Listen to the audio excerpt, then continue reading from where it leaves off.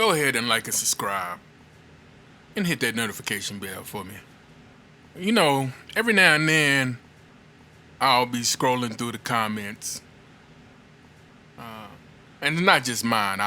I see these type of comments in Dreamers Pro, Too Raw, Uncommon Sense. You get these comments whenever somebody talks about the greatness of Michael Jordan or any player from a previous time. Some young man, I'm hoping, would say something like, "Why are you talking about Michael Jordan? He's not relevant anymore. Matter of fact, he'll never be relevant again." Let me tell you why you're wrong. And this is not an opinion. You're wrong. The reason Michael Jordan is relevant and will always be relevant is the same reason Henry Ford is always going to be relevant. Same reason Albert Einstein is always going to be relevant. Nikola Tesla, Michael Jackson, Richard Pryor, George Carlin, the Beatles, Tupac. None of these men were first in their field. Other people did things. There were other inventors. There were other comedians, other songwriters. But what these men have in common is that they took their field to the next level. So no matter who comes after them, they're always going to be relevant in their field because of the impact they had. If you go to business school, you're more than likely going to learn about Jack Welch. Even though there's been hundreds of successful businessmen since. But the impact he made and the way he ran his company is still worth talking about. There's been a lot of great boxers, but I don't think there'll ever be a time that we're not talking about Muhammad Ali. Float like a butterfly, sting like a bee. There are arguably better MCs than Tupac. Rappers who have sold more, did more albums, and even have better lyricism. But the impact that Tupac Shakur had in the short 26 years that he was on Earth, well, that was just different. One of my favorite comedians, Eddie Murphy. You know, there was a documentary on SNL where we learned that Eddie Murphy single-handedly saved SNL. Their ratings were in the tank before he showed up. There's been other comedians since Eddie Murphy that's made an impact on SNL that has had a magnitude of success from their time on SNL that led to some of the biggest blockbuster movies.